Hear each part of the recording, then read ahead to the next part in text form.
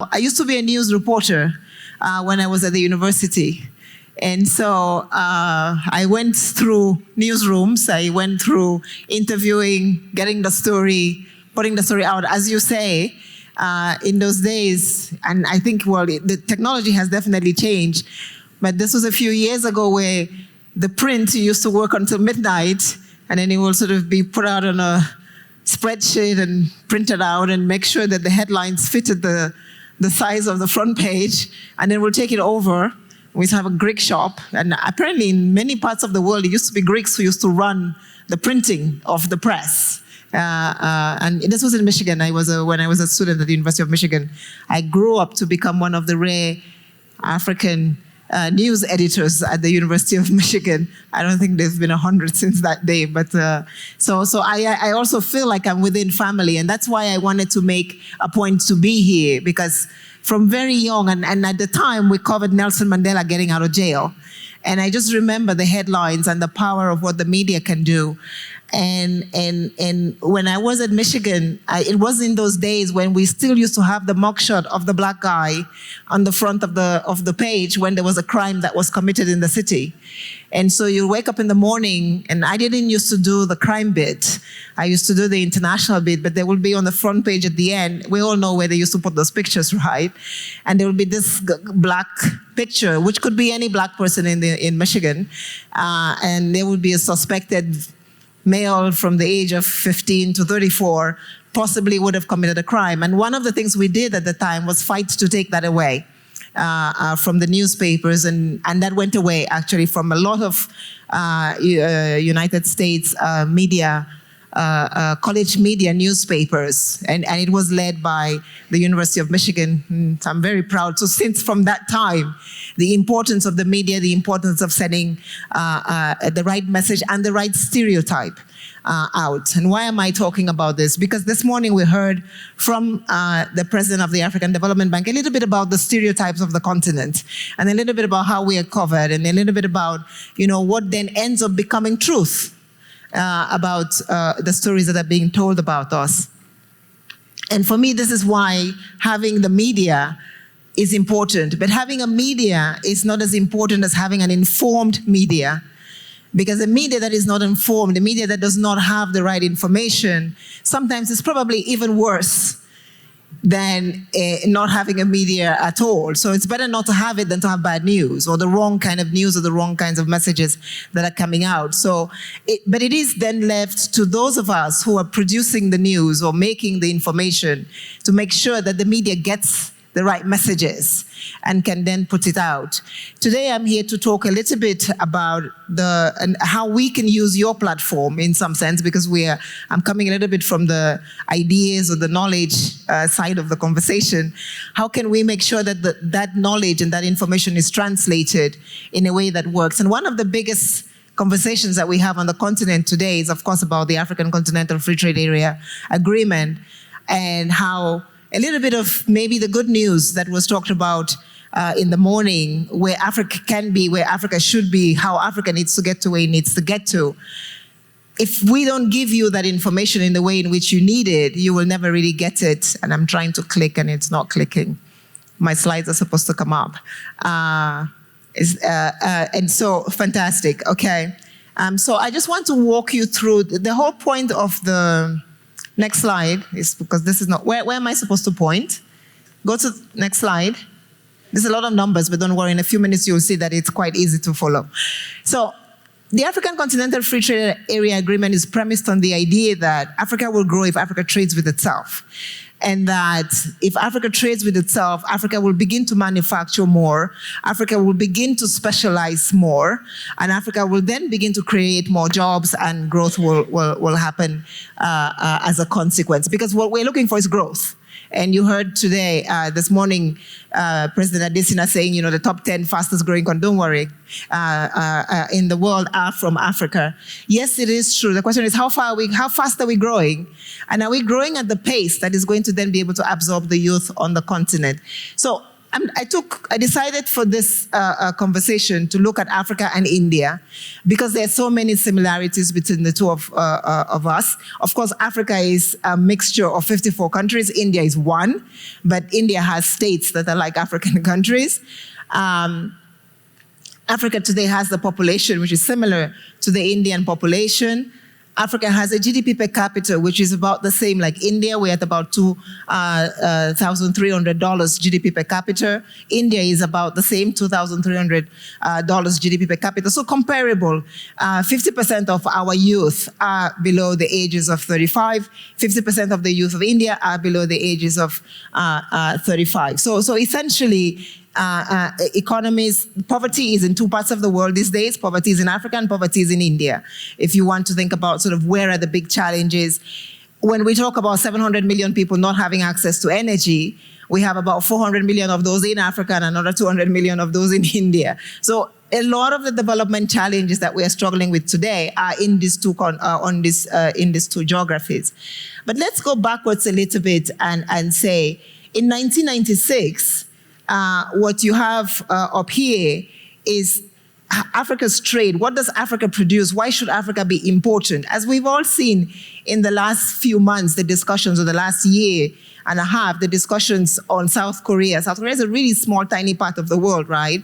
But everybody's going to South Korea. Why? Because the chips industry is in South Korea. You cannot have your iPhones, your cell phones, and your iPads if South Korea is not making those chips. That is how important South Korea is. That is because of trade. They make the chips there and we trade them across the world. India, in 1996, used to trade about $41 billion of total value of its trading capacity. It was 1% of world trade, as you can see on the graph. Africa was 143. US $1 billion of world trade. That was our total trade in 1996. We were 3% of world trade in 1996. If you fast forward to 2024, Africa is still 3% of world trade and struggling to hold that. And what is India? India was 1% of world trade. India is now 3% of world trade. So from 1996 to 2024, India has been able to catch up with us. And so what we are now doing is struggling to be, at least not for India not to overtake us. So let's look a little bit at what India used to do in 1996. Can you go to the next slide? It's not working. I don't know where to point for it to work, sorry. Can somebody move the slide? So this is what India used to do in 1996. If you look at from your perspective, the left-hand side of the table, in 1996, what products was India exporting? It was diamonds, it was travel and tourism, it was ICT, cotton. Everybody loves Indian cotton and Indian outfits. It was rice. We all know about Indian rice and when they put bans on exports of rice, how it beats us up, but we all love basmati and we're all eating it and having it for lunch, breakfast and dinner. It was petroleum products and women's pants. Let's stop there. And the shares of those things were almost 10% of diamonds, 7% of travel, 5% of ICT. Fast forward to 2021. What is India doing? What is India's largest export? ICT. And by how much? And this is now the other side of the graph, right? So 1996, you look this way, the left side. 2021, you look at the right side of the graph. And this is just to tell you how the Indian economy has changed and what India is now sending to the rest of the world and how, so, I was in Tanzania yesterday. There's an IIT in Zanzibar. There is an IIT in Kenya. A lot of what you're doing in Kenya as well is working with the Indians on ICT. We know, everybody knows about the digital public infrastructure stack that the Indians have put out. Everybody knows about the fact that the Indians have been the fastest to actually register. Actually, there's about 250 million Africans unidentified. They don't have an ID. They don't have the ability to be able to engage in the economy because they don't have an identity. India has been able to, in the space of 3 years, build an IT stack, register its people, and begin to deliver cash transfers to those people because they were able to develop their ICT sector. And that ICT now is being exported to the rest of the world. So we see the total share of exports, 30%. Second, petroleum oils transport. This is electric vehicles. And I think you have Tata Motors and Tata Industries in Kenya today. They're exporting electric vehicles to you. But next door to you in Uganda, we have iron ore. Not very far away, we have steel. We could actually make electric bicycles and electric on the continent. We are not doing a lot of that. But this is what is making and bringing and taking India to where it is today. This is what India is beginning to do. This is what it's called, when we talk about an economy that begins to transform, this is how you see it in the figures. So if you look at the right-hand side or your left-hand side, and you move on the other side, rice is stable because we're all still importing food from India. But now India is actually importing a lot more, exporting a lot more. So $10 billion worth of rice is being exported, but it's only 1% of their total exports, right? So before they used to export less than 2% of it, but at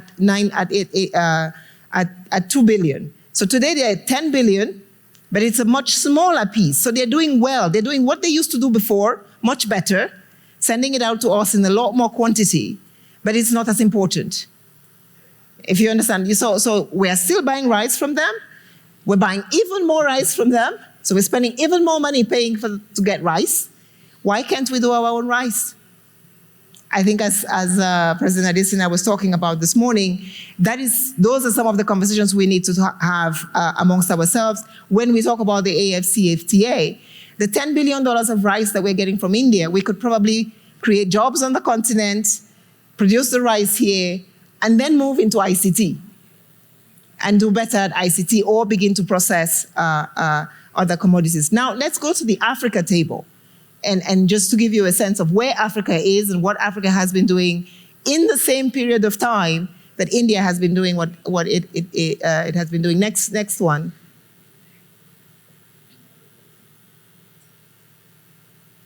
So that's Africa. 1996, petroleum products. 2021, say it with me, petroleum products. We haven't done much more. We kept exporting our petroleum products. 1996, gold. 2021, we're still doing gold. We're doing a little bit more, a lot more gold. We're now 3.8% or 4% of the world of our exports are in gold. But unfortunately, even though we are exporting that much gold, we don't refine the gold on the continent. We do not even certify our own gold. Our gold today is still certified outside of the continent. So even producing an industry for certification. So this is not even about, this is just to say the gold that you took out of the soil is this quality. And this is an industry, it's a service industry that delivers an important service. We have not been able to move from digging the gold to getting a financial system that can certify and put a grade to the gold. So again, if we want to be a diversified economy that needs to produce and grow and become an important part of the world economy, we need to begin to look not just at the sort of headline numbers, but, and this is again why the media, you guys are important, is to unpack some of these things, is what is it that we're really doing? Are we just, and I'll come back to the petroleum because I want to close with climate change and the importance of why climate change can begin to change this conversation. But if you look at it, our first and our third, actually the first 5 of our exports in 2021 are still raw materials.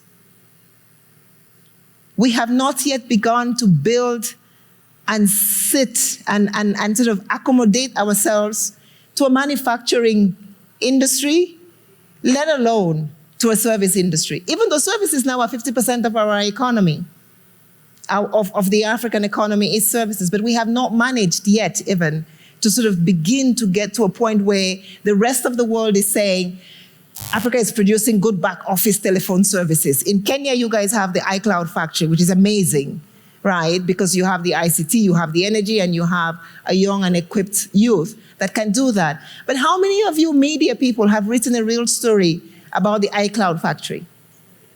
How many people know about the iCloud factory?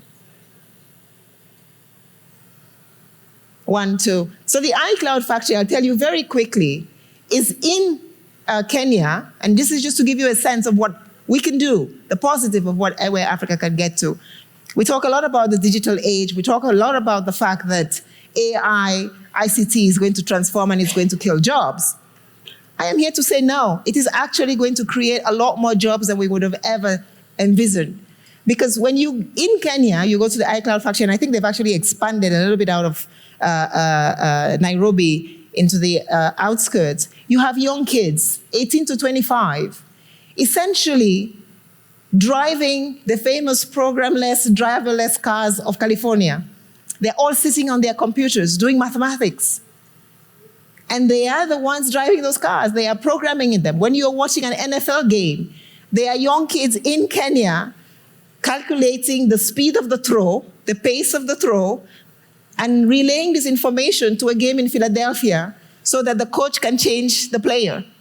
That is happening here in Kenya. It's not happening in some faraway space. These are jobs that we could create. These are jobs that will absorb the youth. These are jobs that could begin to make Africa a much better, a much more livable place for the students. And as the president of the ADB was saying this morning, we wouldn't need to take boats to go anywhere else because we can do it here. And for me, this is the amazing and a hope for the future, is that first, I want to leave a challenge that every media house in this room today promises me that they're going to do a story on the iCloud factory or a similar one, so that I'm not accused of whatever, some favoritism. I don't even know the owner, but I'm just very impressed. And there are things like that all over the continent. So if you can do one, at least in the next month, send it to Amado, he'll send it to us, so we can have more stories to tell about how we are breaking down this positive impact that Africa can actually begin to make, and what we can trade with each other and what we can do better with each other. And I want to close in my last 5 minutes by saying a lot of what Africa is still doing is actually what we call in the climate space, the brown. We need to go from the brown to the green. If Nick Stern was here, my co-author, he's going to say we need to go from the dirty to the clean. The dirty to the clean means we need to leave petroleum. And we need to start getting into more renewable energy. We need to start getting into battery technology. We need to start getting into better storage. We know that battery energy storage technology is a $3 trillion industry. We are not yet there. However, we have cobalt in DRC. We have platinum in Burundi. We have geothermal and energy in Kenya, where I stand, and I could go on and on and on. We could move to this renewable industry. Of course, to move to the renewable industry, we first have to transition. We have to do gas, and so petroleum gas is number 3. We're going to have to do it a little bit to stabilize our grids and make sure that we can actually send this energy into the grid and send it in a way that works. But we must start doing that. We must start doing that with technology. We must start doing that with our youth. We have actually done studies that show that if Africa were to get into green industrialization, and this is something that the president of Kenya talks about all the time, is the green industrialization, and we have been promoting it for a while, we cannot get to the climate agenda to 1.5 degrees if we keep doing petroleum. We cannot get to the 10% growth that we need if we keep doing petroleum. To get to the 10% growth and to get to 1.5 degrees, and this morning, so we're not going to do it again, we stood up and we sent our sympathies to all the families that lost somebody because of climate change. What we know for sure is climate change is going to keep happening. Climate change is one of the only risks that as a human community we have been warned of. We all know it's going to happen. We all know it's devastation. In Kenya, unfortunately, you're living through it, and we're sorry for that. We all know what it will take for us to transition. The question is, why are we not doing it? And what are you as media doing to help us to sort of send a message about, in Kenya now they have banned plastics. A lot of our leaders want to ban plastics, but there are monopoly systems within our economies that are stopping that. Are you writing about that? It's one thing to say the leaders are not good, but it's another thing for you to question the leaders and ask, why are we not banning plastics across the continent? Why just in Kenya, Uganda, and why in a few countries? Why not all? When we know the impact, 23 of our countries are oceans countries. They export the fish. The women live on fish and fish. Senegal, we talked about Senegal this morning, Mauritania, we can go down, Equatorial Guinea and all those places. The imports of intra-African trade will be that. But if we are sending plastics into the ocean, then it's all the women whose income relies on the blue economy that we are killing. So where is CFTA? It does not exist if we cannot go from the brown to the green, if we cannot protect our environment. And so I think, in some sense, for me, in closing, I want to urge you as media to take the stories, unpack them, relate them to the things that are happening to us today, to the floods, to the droughts, to the fact that we cannot create the jobs that we need to be able to be prosperous. Even if we were able today to provide the energy, you need a job to pay for the energy, because we buy energy in dollars and we pay for energy in Kenyan shillings. At some point, those Kenyan shillings and the dollars that are producing the energy need to equate, which means we must sell. We must be able to sell to the rest of the world to get enough income coming in. That is why today India can say, I'm going to close my energy gap. Because India is exporting. They have closed their gap by 2 percentage points of world exports. What will it take for Africa to grow its export by 2 percentage points more in the next 20 years? If the media could begin to ask these questions, and I think there is a group of us, at least on the economic side, between the African Development Bank, the ECA, the Afri-Exim Bank, that can come together and maybe give you the stories, not the stories to say that Africa is bold and beautiful and just leave us at that, or it's not the stories that say we are the sort of conflict-affected regions, and we have all of this. But it's also the stories about how then do we go to the next stage. And we must unpack those stories so that we are able to then begin to take bite size of it and solve. As a community, not just the leaders or not just the business people, but the responsibility of the media is also to be able to give us, I think, this is the inkling or this is an indication of where the solution should come from. So the AFCFTA is possible, it's real. India was able to do it with itself. They have been able to move 2 percentage points of world trade in 20 years. For sure, if Africa were able to do the AFCFTA and do it well, and lay the groundwork and the ground infrastructure for that to happen, we get more prosperity. We walk around with the pride of the Indians, and maybe we overtake them. We were ahead of them in 1996. We were 3% of world trade, they were 1. Now they're 3 and we're 3. When we meet here in 5 years, are they going to be ahead of us, or are we going to be ahead of them? That is the story of Africa that we should be telling and at least trying to conquer.